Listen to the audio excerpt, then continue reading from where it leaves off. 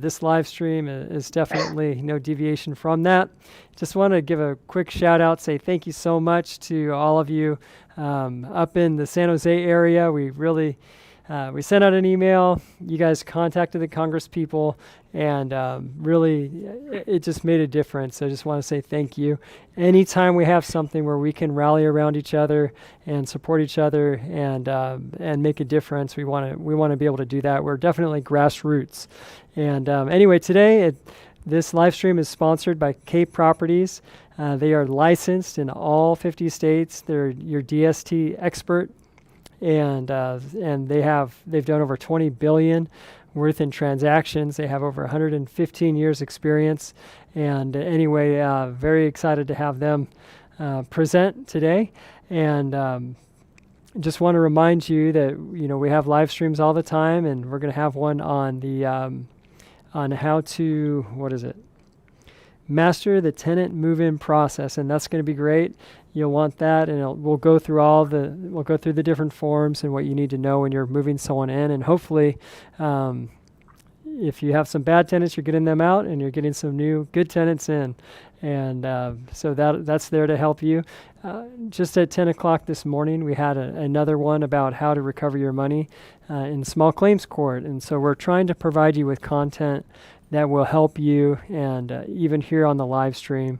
And anyway, so very excited. So go ahead and subscribe and sign up for our newsletter so that you just know what's happening. You don't want to not know. I got off the phone with someone earlier today, one of our members, and they just didn't know about that they needed to apply for the rent relief. So that cost them significant amount of money, and that's what we're here for. We want to save you a significant amount. So anyway, our speaker today, he's based in San Diego. He's the vice president of Cape Properties. He runs the office down there, and he served our country. So we always have such great respect for people that serve in the military. He has a master's degree as well from the American Military University. And I'll stop there and I'll let him introduce himself. It's my pleasure to introduce to you today Steve Haskell.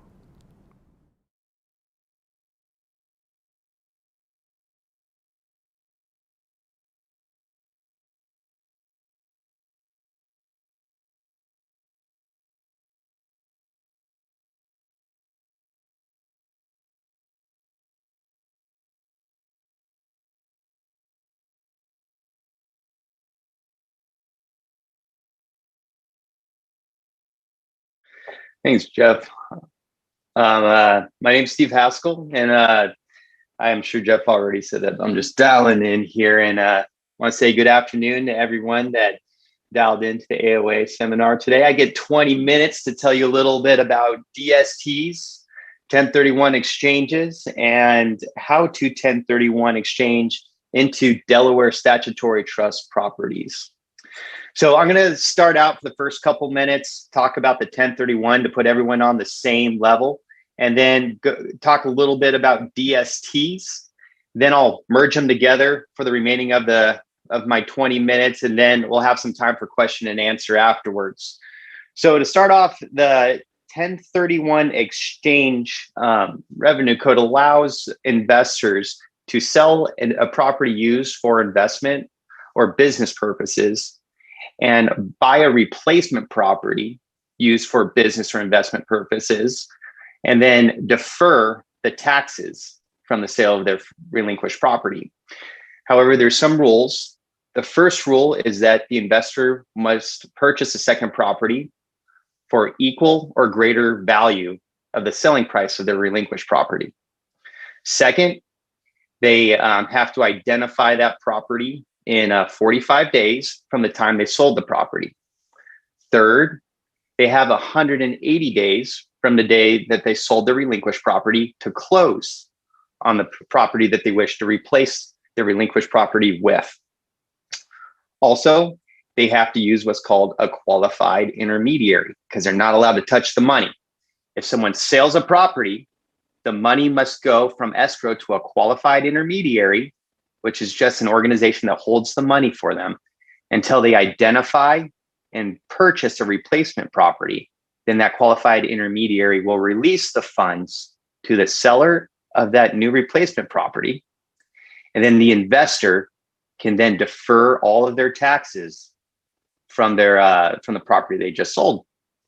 Now, what is a Delaware statutory trust property? A Delaware statutory trust is it's an entity, much like a family trust or an LLC. You can hold title to various different types of real estate within this Delaware statutory trust. There's a Nevada statutory trust. There's a Texas one, but the Delaware one is special because in 2004, the IRS put out a ruling that allowed the Delaware statutory trust to qualify for like-kind exchange in IRS ruling 2004-86. So what does that mean? That means if the Delaware statutory trust holds title to a piece of property used for investment or business purposes, then as an investor can sell one investment property and 1031 exchange into a fractional ownership of that Delaware statutory trust. Okay. And so what do we do at K Properties? Well, us and our partners will go out and purchase large pieces of real estate. It could be a Walgreens, it could be apartment buildings, it could be self-storage, it could be medical buildings, manufactured housing, industrial distribution centers, all different types of properties all over the country. We hold title to those properties using the Delaware statutory trust. And so our clients come to us looking for solutions for their 1031 exchanges so they can 1031 exchange into investments that are passive, diversified, and high caliber real estate. Okay. So now how do you 1031 exchange into a DST, and how is it different from a regular 1031 exchange? Well, so the nice thing about DSTs is it's all turnkey. So when we purchase a property or our partners purchase a DST property, we buy it, we compile all the due diligence that we've done on that property, and we package it for the investors. We stabilize it, manage it, put it in the Delaware statutory trust. So when our clients are looking for options, we have a menu of options for them to choose from with all the due diligence that's already completed. I try to identify as much risk as possible, as well as the potential benefits. Then we match our investors' profile and investor criteria with a portfolio of DSTs that fit what they're looking for. And so the nice thing is they're all stabilized. They're already cash flowing. The due diligence is done. So the acquisition process is relatively quick. We could have paperwork signed through the door and our investors closed in 3 to 5 business days. The first paychecks arrive the following month on the 15th and go right into their bank accounts or mailboxes. Now, this is real estate. So like any real estate, there's risk. And, income can go up, it can go down based on the economy. The DST does not shelter the asset from economic conditions, but because there's so much due diligence, because these are large, high quality properties and our investors are diversified, we mitigate as much risk as possible. So in long story short, a DST could be a really good option for investors that are looking for a passive, diversified, and turnkey solution for their 1031 exchange. Now, let's go through the process of how you 1031 exchange into a DST from beginning to end. So we got about, Jeff, we say you got 10 more minutes. Is that about where we're at here? Okay. I think I can wrap it up a little before that for you. Okay. So an investor, they go to sell their property. We start talking to them a little bit before they're in escrow. We start an education process on the DSTs by helping them understand the structure, the properties, how K Properties works and functions, who we are, get them to know the industry. And then when they're in escrow, we start building them a sample portfolio with all the different options that are available to them currently in the market. We start introducing them to the different groups that put together the DST so they can familiarize themselves with who they're potentially investing with, those group strategies, and whether they'd be a good fit for their portfolio. It's all part of an education and due diligence process leading into their exchange, so that when they're in the 45-day window, they can simply select which properties they want to invest in. And then at that point, it could look like, say you have $400,000 coming from a rental property in La Jolla, San Diego, a condo. Well, you sell it. It's $400,000. There's no mortgage on it. Okay, so you could take that $400,000, your property just closed, and you say, I want to take 100,000 of it and put it in this Walmart in Austin, Texas. Okay, I'm going to take another 100,000 and put it into an apartment building in Atlanta, Georgia. And another 100,000, I'm going to put it in an industrial park in Scottsdale, Arizona. And another 100,000, and let's buy a self-storage facility in Orlando. And then we could diversify our clients by asset type, asset class, and location.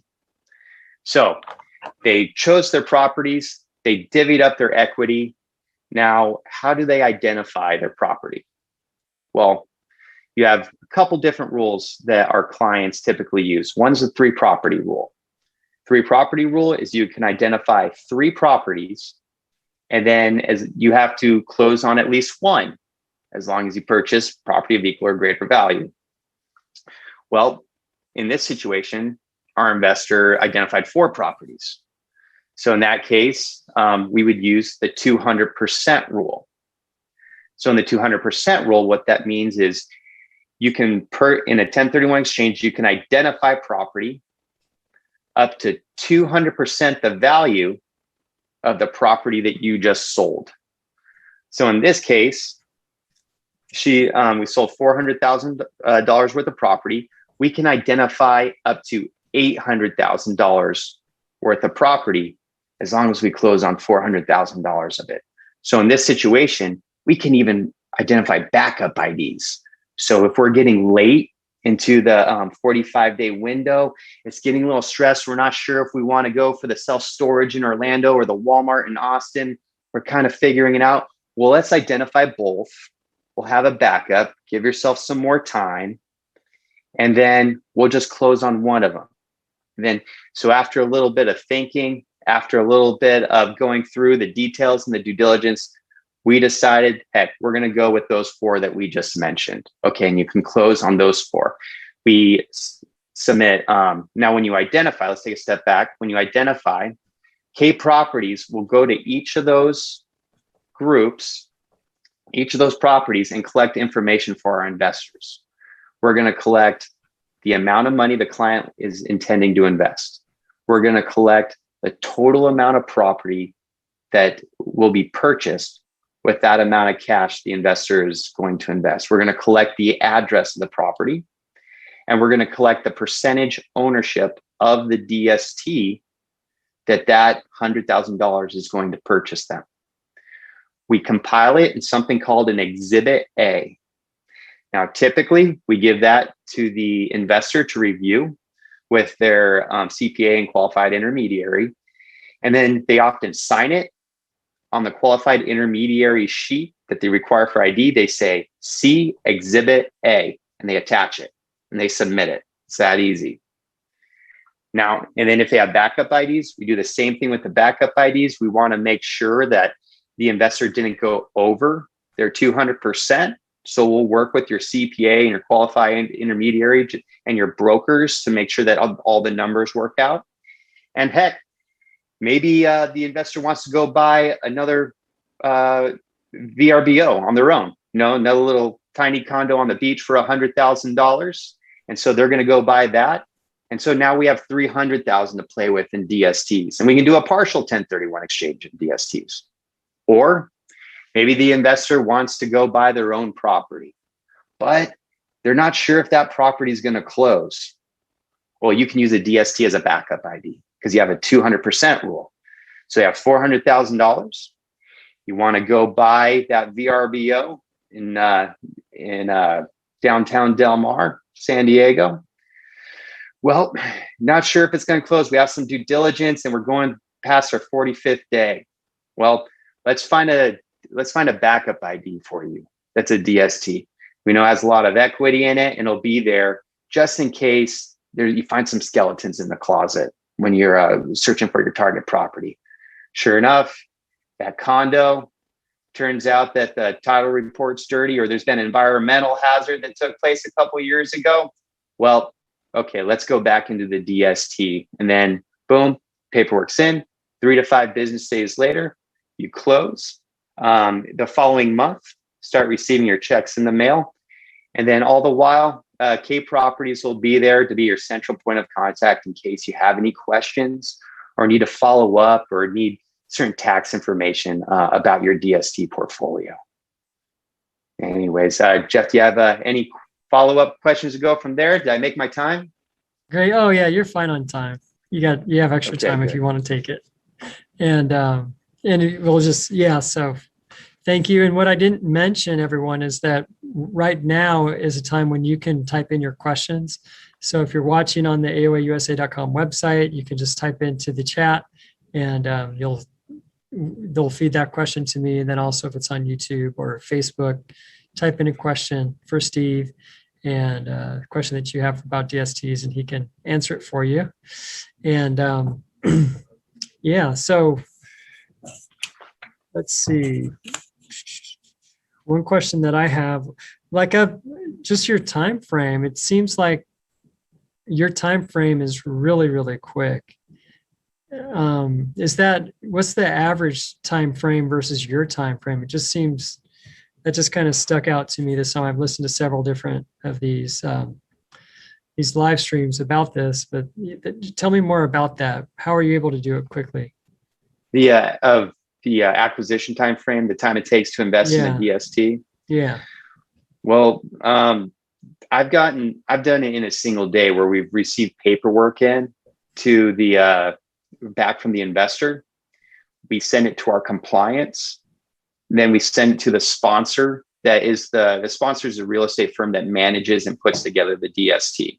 Mm-hmm. And then broker signed off, the sponsor signed off. The sponsor reached out to the qualified intermediary and requested the funds. The funds were sent to the sponsor and the deal was closed the same day. We've done that all on the same day. But typically it's going to take 3 to 5 business days. Right now, there's been a huge demand and we've seen an upspike in activity. So we have seen that extend out maybe a week, at least up to 2 weeks that process has taken, just because people have been having a lot more paperwork to go through and a lot more transactions, especially with qualified intermediaries right now. Okay, well, great. And then, the market's pretty hot right now. So are there things how about availability? Just being able to find those good investment opportunities. Can you speak to that for a minute? That's a really good question. So the DST market, it's real estate. So it's hot, just like the real estate market's hot. What does that mean? That means we do see product fly off the shelf a lot quicker. The nice thing is at K Properties, we work with about 30, 35 different sponsor groups that put together these DSTs. So we are constantly getting a new supply of DSTs on our inventory. So we always have something available. The difference is I like to spend more time up front with my clients, educating them and developing an investor criteria going into their window. And that way we can look up into the future to see what's going to be coming up in the pipeline, prepare ourselves so that we can get the due diligence done.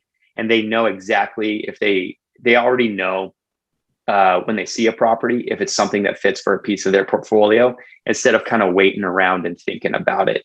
You have to make a decision quick, put in a reservation quick, and move on the deal if it's something you like. That's the biggest thing. Well, you can't wait around anymore. It sounds like just trying to buy property right now anyway. It really is. Yeah. So, all right. Here we have on YouTube is Therese. Thank you for your question. What is the minimum investment? Yeah. So for DSTs for a 1031 exchange is typically $100,000. And then for cash investment, it depends, but usually $25,000 to $50,000 for a cash investment. Okay. And then she's asking, here it is. I'm selling my condo for $220K. I will net only $75K. So would this be worth it for her? So it depends. It depends on what your goals are and what you're looking for. So typically the loan to value in a DST is high 40s to high 50s. So when you look at the total value of a DST property, either 40% or around 59%, somewhere in that range, you're going to run. So you're a little higher than that. We do have properties that are within the 80 to 86 loan to value range that we use for this situation, where an investor takes a small piece of their investment and puts it in the higher loan to value DST to free themselves up equity to go into something that's within the 50% range. So be happy to chat with you, or someone at Cape Properties, happy to chat to see if it's something that would work for you or not. Great.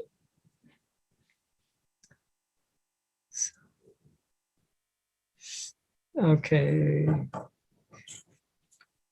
And then the value of the property that's sold at 200%. Can you explain that just a little bit more, the 200% rule?